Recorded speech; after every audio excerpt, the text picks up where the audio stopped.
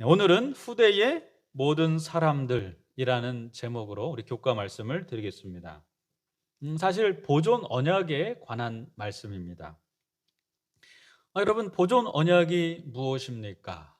이 보존 언약은 창세기 9장 11절에 설명했듯이 세상을 다시는 물로 멸망하게 하지 않으시고 인류와 모든 지상의 생명의 삶을 보호해 주시겠다는 하나님의 언약의 말씀인 것입니다.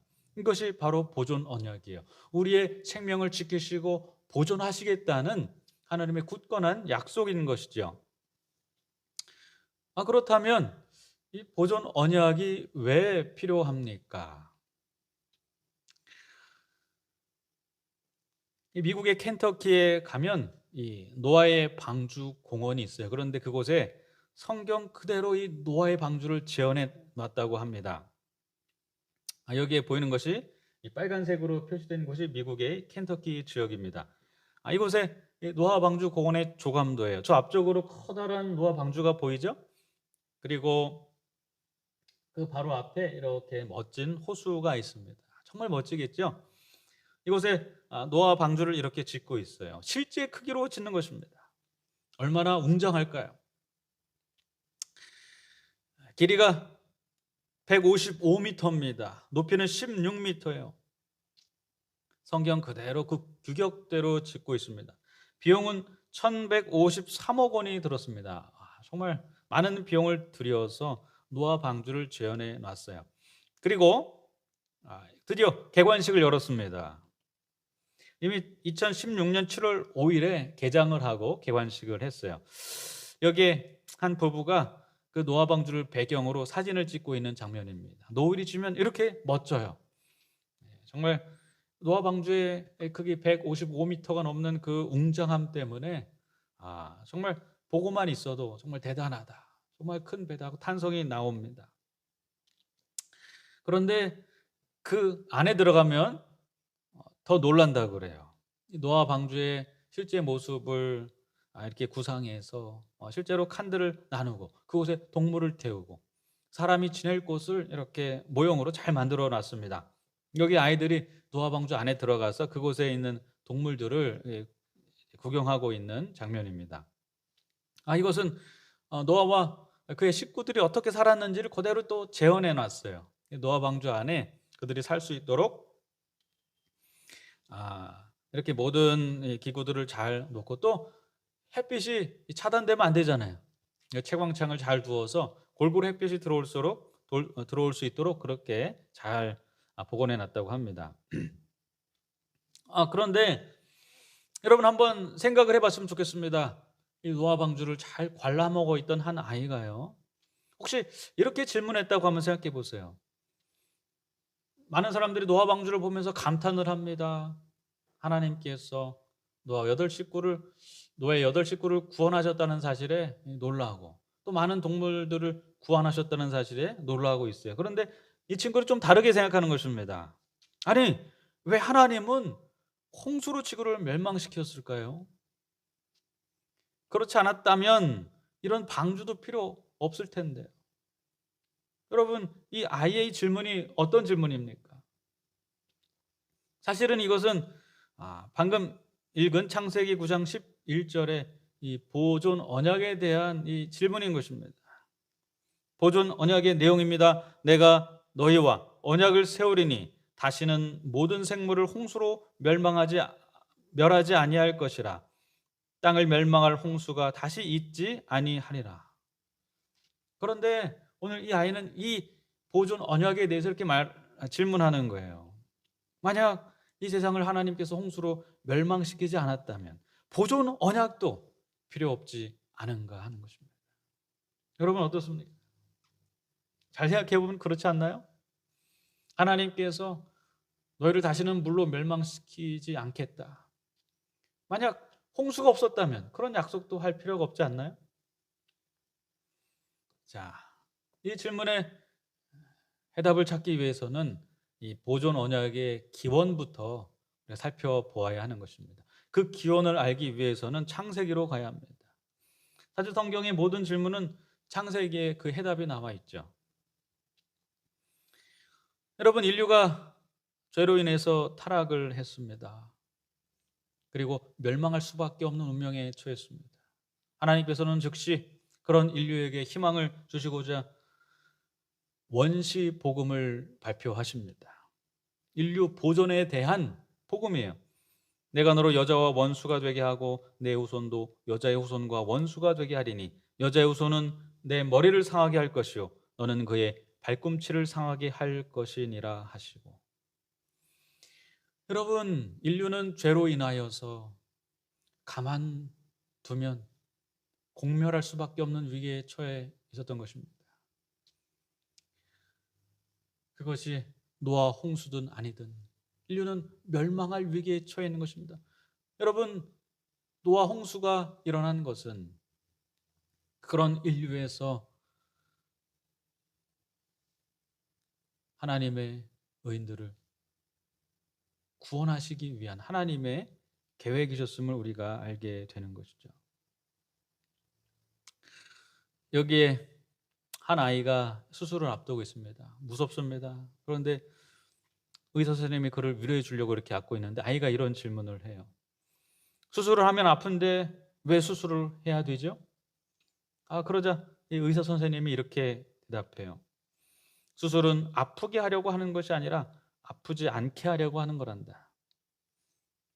근데 아이가 그 말을 이해할까요?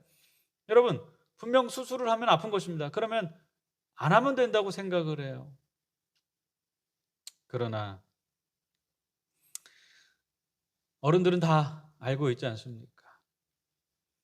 아이가 수술을 받아야만 더 건강해질 수 있다는 사실을 다 알고 있는 것입니다. 보존 언약도 마찬가지입니다. 여러분, 노아 홍수 후에 하나님께서 세상을 다시는 물로 멸망시키지 않겠다, 그렇게 보존 언약을 말씀하신 그 언약은 사실은 창세기 3장 15절 원복음, 인류가 타락한 즉시 하나님께서 우리에게 주신 너희를 구원하겠다, 너희를 보존하겠다, 이렇게 약속하신 그 약속의 말씀을 이루기 위하여 우리에게 주신 것임을 우리가 알아야 하는 것입니다. 인류의 멸망처럼 보이는 노아 홍수는 사실은 죄악으로부터 인류를 구원하시기 위하여 세우신 보존의 약속을 지키기 위하여 행하신 일임을 우리가 알아야 하는 것입니다. 하나님께서는 보존 언약을 통해서 다시는 물로 인류를 멸망시키지 않겠다고 말씀하세요. 그런데 그 이면에 있는 뜻은 무엇입니까? 그 이면에 있는 뜻은 반드시 인류를 죄악의 영원한 멸망으로부터 구원하겠다는 하나님의 강한 의지가 나타나 있는 것이죠. 그리고 그것을 그냥 말씀만 하지 않으셨어요. 증거를 주셨습니다. 노아와 그의 가족들은 그 증거로 하늘에 걸린 무지개를 보게 됐습니다. 정말 아름답고 오색찬란한 무지개를 볼 때마다 하나님께서는 내가 너희를 다시는 물로 멸망시키지 않겠다 라는 사실을 기억하게 하셨어요. 내가 너희를 반드시 죄악에서 구원하시겠다 라는 하나님의 의지를 확인할 수 있게 하셨습니다. 여러분, 그런데 왜 하필이면 이런 증거를 주셨을까요? 하나님께서는 그냥 말씀만 하면 되지 않습니까? 무엇하러 하나님께서 전지전능하신 그분께서 증거까지 보여주셔야 하는 것입니까? 그런데 우리 연약한 인간에게는 반드시 또 이러한 증거가 필요하지 않습니까? 하나님께서 아무리 내가 너희를 보존해 주겠다 이렇게 말씀하셔도 우리에게 막상 어려운 일이 닥치면 우리는 근심해요. 하나님의 약속을 의심하는 것입니다. 여러분, 여기 사진 한 장이 있는데요. 비가 많이 와서 거의 무릎이 잠길 정도가 됐죠. 그리고 주변에 있는 집들은 다 침수가 됐습니다. 한 여인이 우산을 들고 걸어가고 있어요. 이 홍수를, 이 침수를 경험해 보신 분들은 물이 얼마나 무서운지 아실 거예요. 우리는 이런 홍수만 경험을 해도 하나님께서 우리를 보호하신다는 사실을 까맣게 잊어버리고 의심하는 것입니다. 과연 그럴까? 우리가 이렇게 어려움을 당하다가 멸망하진 않을까? 하나님 우리를 버리진 않으셨을까? 그렇게 의심하는 것입니다. 그렇게 시시때때로 어려움이 닥칠 때마다 하나님의 보존 언약을 잊어버리고 의심하고 근심하고 걱정하는 우리를 위하여 무엇이 필요합니까? 증거가 필요합니다. 그래서 하나님께서 무지개를 그 증거로 주셨어요. 심지어 이 많은 사람들은 그냥 두면 이 걱정거리가 점점점 늘어요. 그래서 어떤 사람들은 이 걱정거리 하나를 더 추가해서 지금 소행성이 이 지구로 오고 있습니다. 앞으로 있을 이 소행성의 이 충돌을 예상하고 그것을 걱정하면서 밤잠을 못 이룬다고 그래요. 여러분, 우리의 걱정은 가만두면 줄어드는 것이 아니라 날마다 하나씩 하나씩 더 늘어납니다. 거기 어떤 조치를 취하지 않으면 감당할 수 없을 만큼 걱정이 늘어나 버려요. 그래서 내가 걱정하지 않아도 되는, 내가 걱정해도 어떻게 할 수 없는 일들까지 하나하나 다 걱정하게 되는 것입니다. 걱정이 나를 압도해 버리는 것이죠. 어떠한 조치가 필요합니다. 그래서 하나님께서는 그런 연약한 인류의 형편을 아시고 굳이 무엇을 주십니까? 증거를 주시는 것입니다. 그것이 바로 무지개예요. 오색 찬란한 무지개를 보면 여러분 마음이 좀 편해지지 않습니까? 왜냐하면 그것이 하나님의 약속이고 증거이기 때문에 그렇습니다. 이 세상을 다시는 물로 멸망시키지 않겠다. 내가 너희를 반드시 죄악에서 구원하겠다. 내가 너희의 생명을 보존하겠다는 하나님의 약속이 그 무지개 안에 담겨 있기 때문에 우리가 차를 타고 가다가 비 온 뒤에 무지개가 뜬 것을 보면 모든 사람들이 시선이 글로 가요. 마음이 설레는 것이죠. 그런데 여러분, 우리만 그럴까요? 그렇지 않습니다. 우리 계시록 4장 3절에 보면 하나님께서도 날마다 무지개를 보시면서 이 보존 언약을 기억하고 계신 우리가 알게 돼요. 하나님의 보좌에 이 무지개가 있기 때문에 그래요. 하늘의 보좌를 베풀었고 그 보좌 위에 앉으신 이가 있는데 앉으신 이의 모양이 벽옥과 홍보석 같고 또 무엇이 있습니까? 사도 요한이 계시로 봤습니다. 하나님의 보좌에 무엇이 있습니까? 무지개가 있는 것입니다. 무지개가 있어 보좌에 둘렸는데 그 모양이 녹보석 같더라. 우리만 무지개를 보면서 하나님의 보존 언약을 기억하는 것이 아니고요. 하나님께서도 계속해서 보좌에 있는 무지개를 바라보시면서 내가 반드시 인류를 구원하겠다. 주님께서 우리에게 주신 그 언약의 말씀을 잊지 않으시고 기억하시는 것입니다. 오늘 그러한 사실을 생각하면서 우리의 생명을 지키시고 보존하기로 언약하신 그 하나님께 감사드리고 또 그 언약을 잊지 않기로 결심하는 저와 여러분 되기를 간절히 바랍니다. 여러분, 그런데 놀랍게도 이 빛을요, 이 프리즘의 통과해서 보면 무엇이 나오는지 다 아시죠? 무지개가 나옵니다. 그것을 스펙트럼 효과라고 그러죠. 그래서 이제는 사람들이 과학적으로 이 빛이 무엇인지 다 알게 됐어요. 빛이 무지개고 무지개가 빛인 것입니다. 구별할 수가 없어요. 똑같은 것입니다. 빛의 성질 속에 이 무지개가 들어있는 것입니다. 이 무지개를 빛이라고 할 수 있어요. 그런데 놀랍게도 예수님께서 이 땅에 오셔서 자신을 무엇이라고 하셨습니까? 예수께서 또 말씀하여 이르시되 나는 세상의 빛이니 어두움에 다니지 아니하고 생명의 빛을 얻으리라.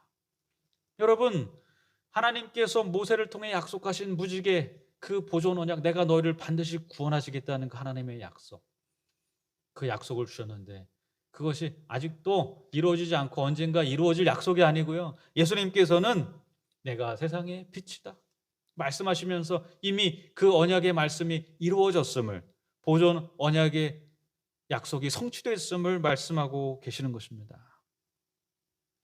그렇습니다. 우리를 보호하시며 우리의 생명을 지키시며 우리를 안전하게 하늘로 이끄시며 우리를 죄에서 구원하시겠다고 약속하신 하나님의 약속. 그것은 앞으로 이루어질 약속이 아니고 이미 이루어진 약속인 것입니다.